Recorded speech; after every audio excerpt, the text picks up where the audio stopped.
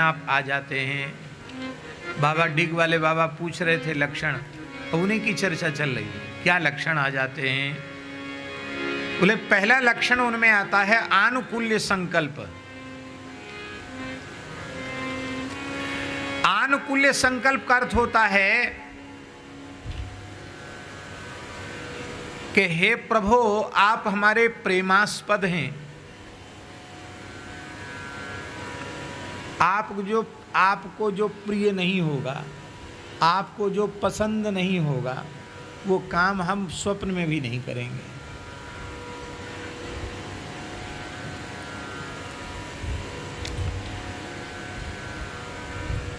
आप कहते हैं किसी महापुरुष का नाम लेकर के अमुक महापुरुष के हम आश्रित हैं। अब जैसे कोई कहे कि हम पूज्य पंडित जी के आश्रित हैं, बहुत अच्छी बात है। पंडित जी तो हमारे ब्रज की महानतम विभूति। पंडित जी का मतलब गिरिराज जी वाले पंडित जी, बाबा महाराज, हम उनके आश्रित हैं, बहुत अच्छी बात है।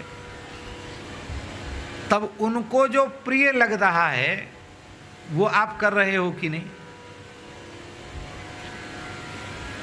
यदि उनकी प्रियता का विचार आप में है और पंडित जी का जो सिद्धांत है उस सिद्धांत को आप जी रहे हैं, तो आपको पंडित जी के पास न रहने पर भी उनकी कृपा प्राप्त हो जाएगी। परम श्रद्धेय उड़िया बाबा जी के तमाम कृपा भाजन थे, उनके श्रीअंग की सेवा भी करते थे, पर उस प्रकार से पंडित जी न तो कभी लंबे समय तक साथ रहे, न वैसी कोई सेवा की। लेकिन अपने जीवन में पूज्य श्री उड़िया बाबा पंडित जी के ऊपर जैसे प्रसन्न थे वैसे अन्य किसी पर नहीं थे। उसका कारण ये था कि उड़िया बाबा का जो विचार है जिससे वो प्रसन्न होते, वो काम पंडित जी अपने आप करते थे। इसलिए उनकी वैसी वृत्ति को देखकर प्रसन्न होते। भगवान जिससे प्रसन्न हो हमें वही करना है। भगवान की प्रसन्नता का कैसे पता चले? देखो, संत सद्गुरु भगवद रूप ही हैं। संतों के, गुरुजनों के भाव को पहचान कर उनकी प्रसन्नता जिसमें हो वैसा कार्य आप करने का निश्चय कर लें तो भगवान की प्रियता, भगवान की प्रसन्नता अपने आप प्राप्त हो जाएगी। क्योंकि भगवान के सचल विग्रह, चलते फिरते विग्रह संत सद्गुरु ही हैं।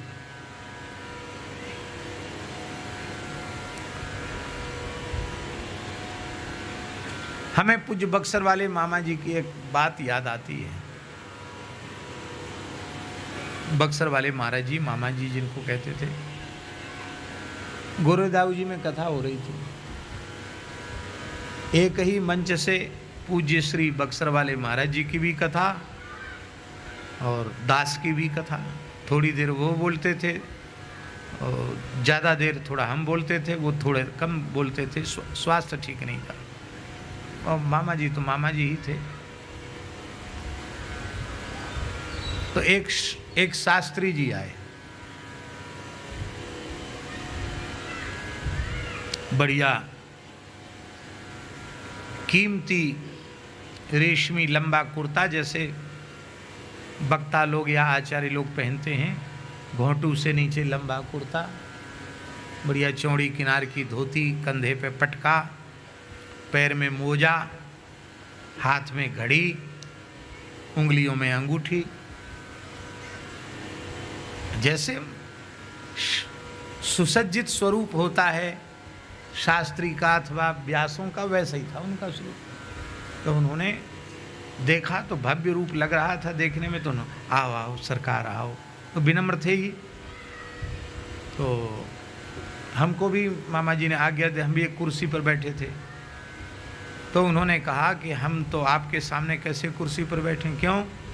तो पूज्य गुरुदेव भक्तमाली जी का स्मरण किया कि मैं उनका शिष्य हूँ, और मेरे लिए उन्होंने परिचय दिया कि पंडित जी हमारे बड़े गुरु भाई हैं और मैं भक्तमाली जी महाराज का शिष्य हूँ, तो मैं आपके सामने, पंडित जी के सामने कुर्सी पर कैसे बैठूं? तो मुझे तो आज्ञा दीजिए, मैं चरणों में बैठ जाऊं। तो मामा जी बोले कि आप बुरा नहीं माने, बालक कुछ निवेदन करना चाहता है। हाँ महाराज कहो, आपकी जहाँ रुचि आवे वहाँ बैठ जाओ, कोई बात नहीं, लेकिन एक बात हम कहना चाहते हैं। हाँ कहो। हम ये कहना चाहते हैं कि आप भक्तमाली जी के शिष्य हैं, ये तो बड़े सौभाग्य की बात है, लेकिन आप उनके नाम का परिचय न दिया करें। उन्होंने कहा क्यों? बोले पूज्य बाबा सरकार की रहनी देखिए। मामा जी बोले पूज्य बाबा सरकार की रहनी आपने देखी है? भक्तमाली जी महाराज की रहनी कैसी है देखिए। अरे उनके जैसा तो नहीं हो सकता, लेकिन इतनी चटक मटक, इतनी तड़क भड़क उनके जीवन में तो थी नहीं। और आप परिचय दे रहे हो कि वे मेरे गुरुदेव हैं, मैं उनका शिष्य हूँ, तो शिष्य में गुरु का थोड़ा बहुत तो प्रभाव दिखना चाहिए कि नहीं? तो आप उनका नाम तब लेंगे। मामा जी तो उन्होंने कहा हाँ, हमारी तरफ इशारा किया, ये कहें कि हम उनके शिष्य हैं तो ठीक भी है। आप इतना चमक दमक से हो कहते हम शिष्य हैं, तो बालक की समझ में नहीं आ रहा है। मैं उनका शिष्य हूँ ये कहने लायक बनिए पहले आप। यही है आनुकूल्य से संकल्प, अनुकूलता का संकल्प।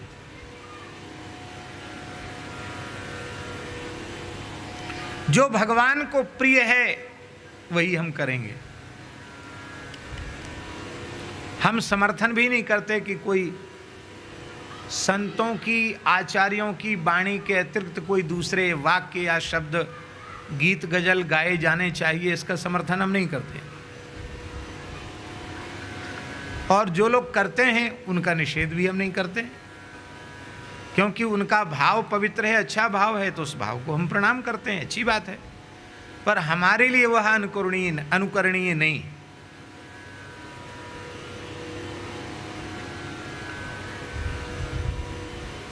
ये बात हम स्पष्ट कर रहे हैं, हम कोई गीत गजल नहीं गा रहे हैं आपके सामने, लेकिन संसार की बात हम बता रहे हैं। संसार में आप किसी के हैं तो आप उसको खुश रखना चाहते कि नहीं? हमने सुना है किसी महानुभाव से कि कोई संसारी व्यक्ति कह रहा है कि हम बात भी वही करेंगे जो तुमको प्रिय होगी, जो तुमको पसंद होगी वही बात हम कहेंगे। अच्छा, अब मान लो हमने दिन को रात कह दिया तो बोले हम तो दिन को भी रात कहने लग जाएंगे। और मान लो हमने रात को दिन कह दिया तो हम तो रात को भी दिन कहने लग जाएंगे। लो साहब, जब संसार के प्रेम में, जहाँ प्रेम है ही नहीं, केवल विषयी पुरुषों का वासना पूर्ति का एक व्यवहार मात्र है, वहाँ जब ऐसी स्थिति है कि पढ़ा लिखा बुद्धिमान आदमी कह रहा है कि तुमको जो पसंद होगा वही बात हम करेंगे, और तुम दिन को रात कह दोगे तो हम उसको रात कहने लग जाएंगे, और तुम रात को दिन कहोगे तो उसको हम दिन कहने लग जाएंगे। तो इससे एक समझ लीजिए बात कि संसार में कोई किसी को राजी करने के लिए उसकी पसंद का काम करना चाहता है, तो भगवान को राजी करने के लिए क्या भगवान को जो पसंद हो वो काम हम नहीं करेंगे?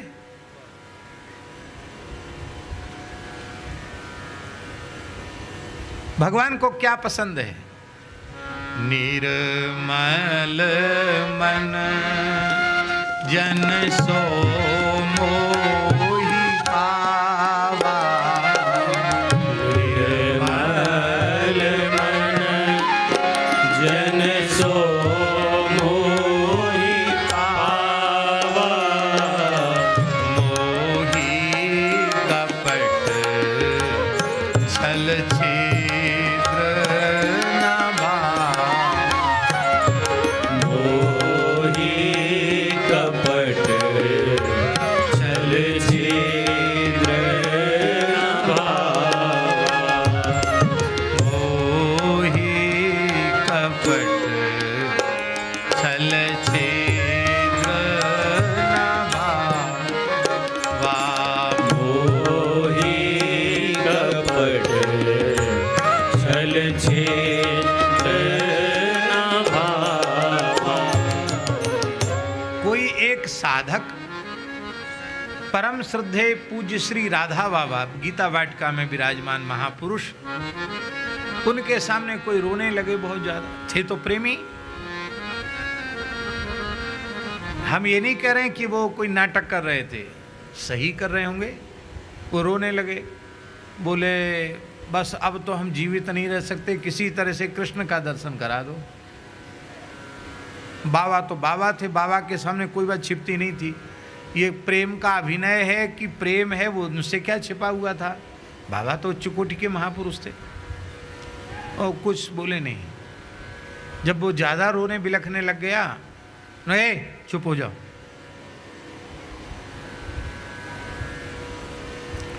मुझे राजी कर लो।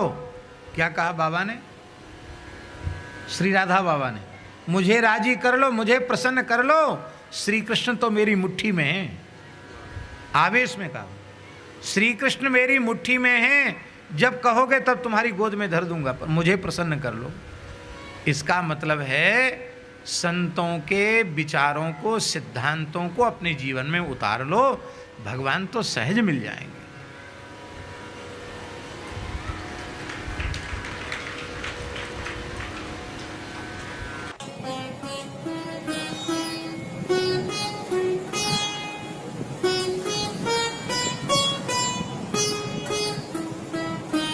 श्री सीताराम प्रतिदिन सत्संग एवं दर्शन के लिए श्री महाराज जी के ऑफिशियल चैनल को जरूर सब्सक्राइब करें।